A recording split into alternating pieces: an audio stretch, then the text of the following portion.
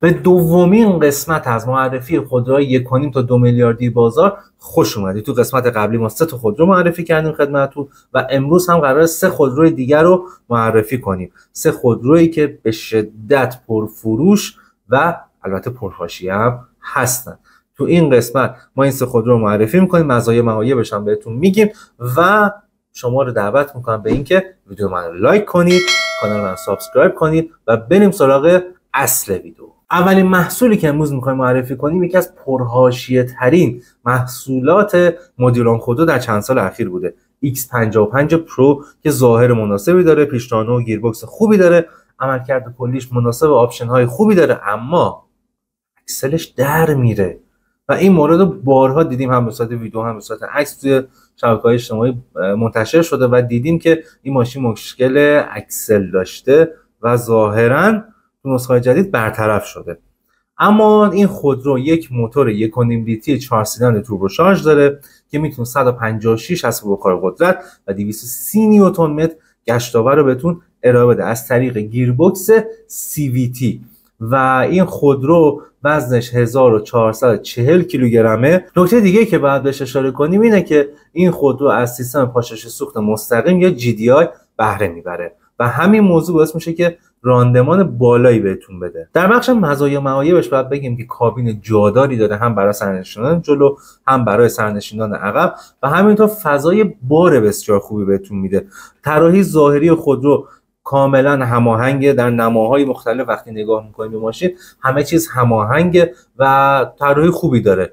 در نمای داخل هم آپشن ها بسیار خوبه، طراحی ظاهری داشبورد بسیار خوبه، همه چیز تو دسته و خیلی هم خوب در کنار هم قرار گرفتن. نکته بعدی عملکرد پیشرانه و گیربکسه که به شدت با هم دیگه مچ و هماهنگ هستن. نکته آخر هم که در بخش مزایا باید بهش اشاره کنیم اینه که این خودرو آپشن ها و امکانات ایمنی و رفاهی کاملی داره تو رنج قیمت خودش. از نظر معایب بخوایم بهش اشاره کنیم اینه که چون سیستم پاشش سوخت مستقیم داره نیازمند استفاده از سوخت با کیفیت با اکتان 91 به بالا هست و همین موضوع باعث میشه که شما با سوخت معمولی یه مقدار شما مشکل بشید و مثل همه توربوشارژرهای GDI نیازمند سوخت با کیفیت هستید. در غیر این صورت با پدیده به اسم ناک مواجه میشید. مصرف سوخت این ماشین اونقدر هم جالب نیست و یه مقدار باید با مصرف سوخت بالای این خودرو کنار بیاد. نکته بعدی اینه که کیفیت مونتاژش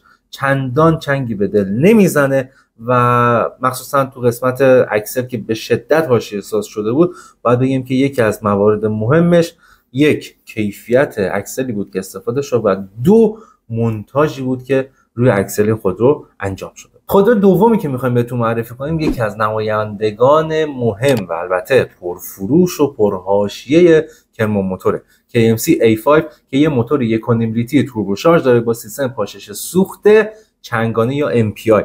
توان این خودرو یا قدرت این خودرو 137 دست بخوره و 212 نیوتن متر هم گشتاور خدمتتون ارائه میده. انتقال قدرت تو این خودرو از طریق یک گیربکس 7 دنده 2 کلاجه تر یا DCT انجام میشه. شتاب این خودرو 12.5 ثانیه است. شاید بگین که چرا شتاب این خودرو اینقدر عجیب غریب و بالاست و شتاب خوبی نداره. باید بگم که وزن این خودرو فراتر از 1.6 تنه و وزن بسیار زیادی نسبت به همرده خودش تو بازار داره. تقریبا میشه گفت فلوش 200 کیلوگرم بیشتر از X55 پرو وزن این خودروست و همین موارد باعث میشه که شتابش بیاد رو رنج 12-12.5 قرار بگیره. هرچند در عمل باید عددهای بالاتری رو شما مد نظرتون قرار بدید. بریم سراغ مزایا معایب این خودرو. اولین مزیتی که تو این خودرو باید بهش اشاره کنیم مثل همرده های خودش کابین به شدت جاداری داره. هم از نظر طول هم از نظر عرض هم از نظر ارتفاع کابین جادار و راحتی داره برای سرنشینان جلو و عقب. فضای بارش هم کاملا مناسبه. نکته‌ای که وجود داره کیفیت مونتاژ این خودرو تا حدودی خوبه اما تو یک قسمت‌هایی میتونیم اینو به عنوان مزیت قرار بدیم و توی قسمت‌های دیگه‌ش هم باید بذاریمش توی معایبش. یعنی کیفیت مونتاژش یک تیغ دولبه است. از نظر امکانات و آپشن ها هم شرایط بسیار خوبی داره و میشه گفت آپشن هاش کامله تو رنج قیمت خودش. هرچند این خودرو تو چند ماه اخیر افزایش قیمت‌های شدید و عجیبی رو تجربه کرده و قیمت چیزی هولوش 2 میلیارد تومان شده. در بخش معایبش باید بگیم که شرکت کرمان موتور تصمیم گرفت که گیربکس AT که در اوایل کار معرفی شده بود و قرار بود با اون گیربکس AT وارد بازار بشه تغییر داد، گیربکس DCT گذاشت. دو کلاژه تر برای همچین توانی اصلا توجیه اقتصادی نداره و هزینه نگهداری و سرویس بخش گیربکس رو تو این خودرو به شدت افزایش میده در دراز مدت. نکته بعدی اینه که کیفیت متریالی که استفاده کردن خوبه، اما مونتاژ جالبی روش انجام نشده و تو قسمت قبلی توی معرفی هم بهتون گفتم که بخش مونتاژ این خودرو تیغ دولبه است، یه جایش خوبه یه جایش هم واقعا ضعف داره. سیستم تعلیق این خودرو تو قسمت جلو کاملا خوبه، اما تو قسمت عقب شما یه مقدار تکون‌های سفت و سختی رو تجربه خواهید که اگر به عنوان سرنشین عقب رو صندلی ها بشینید و این مورد رو کرمان موتور میتونست با یک سیستم تعلیق بهتر جبران کنه. توان حرکتی و خودرو هم گفتیم که اصلا جالب نیست. دو تا مورد داره، یکی این که سوخت با کیفیت نیاز داره، هرچند MPI اما بازم سوخت با کیفیت میخواست که چون سوخت با کیفیت نداریم کرمان موتور تصمیم گرفت که توان حرکتی این خودرو رو از طریق نرم افزاری محدود کنه، چون شما با ناک مواجه می‌شدید اینو محدود کرده.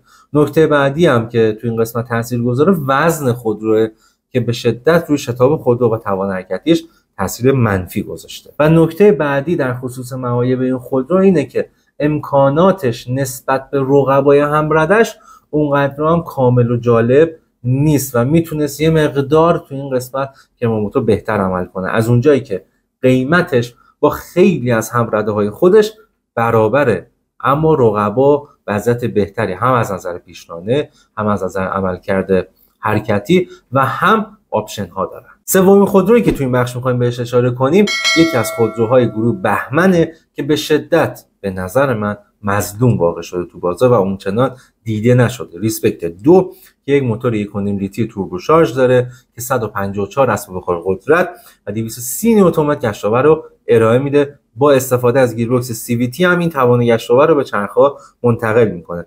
شتاب 0 تا 100 این خودرو 10.5 ثانیه است که شتاب بسیار خوبیه. پاشش سوخت در این خودرو به صورت MPI یا چنگانه است و اون مشکل ناک زدن و حساس بودن به بنزین یه مقدار کمتر شده. همچنان وجود داره اما کمتر شده. وزن این خودرو هم با توجه به رقم 1409 کیلوگرمی میتونیم بگیم مناسبه و میتونه شتاب بسیار خوبی هم در اختیار تو قرار بده. بریم با هم دیگه مزایا و معایب ریسپکت 2 رو بررسی. از مزایای ریسپکت 2 میتونیم به طراحی ظاهری بسیار خوبش اشاره کنیم. یه موقع طراحیش متفاوته اما طراحی ظاهری جذابی داره. قطعا اگه تو خیابونی ماشین رو ببینید حتما بهش توجه میکنید و سعی میکنید زیرزیرکی هم شده بهش نگاه کنید و یه شناخت کلی ازش به دست بیارید.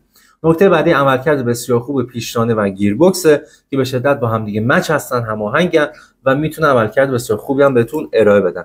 کیفیت ساخت و مونتاژ این خودرو هم در سطح متوسط رو به بالاه که میتونه رضایت همه رو برآورده کنه. طراحی کابین و طراحی داخلی این خودرو هم با رقبای خودش کاملا متفاوته. حتی اون دریچه‌های هوایی که تهویه هوایی که داخل استفاده شده به شدت جالب و متفاوت و اینکه آپشن های بسیار مناسب و کاملی در اختیارتون قرار میده. از نظر معایب نمیتونیم بگیم که این خودرو عیب بزرگی داره یا عیب شایعی داره. شاید عیب و ایراد داشته باشه اما عیب و ایرادهای خیلی ریز و کوچیکی که واقعا میشه چشم‌پوشی کرد ازش. اما نکته‌ای که وجود داره میتونیم بگیم حساسیت موتور به بنزین، به کیفیت بنزینه که اونم دیگه اصلا تقصیر گروه بهمن نیست، تقصیر اون ریسپکت بنده خدا نیست و با ریمپ و موارد این چنینی میتونید این مورد رو کاملا برطرف کنید. ممنون که تا اینجا ویدیوی من دیدید. لایک کنید، سابسکرایب کنید و منتظر ویدیوهای بعدی من باشید. تو قسمت شورتس که ویدیوهای کوتاه قرار میدم حتما اون قسمت شورتس هم ببینید که ویدیوهای کاربردی میذارم در خصوص سرویس و نگهداری خودرو.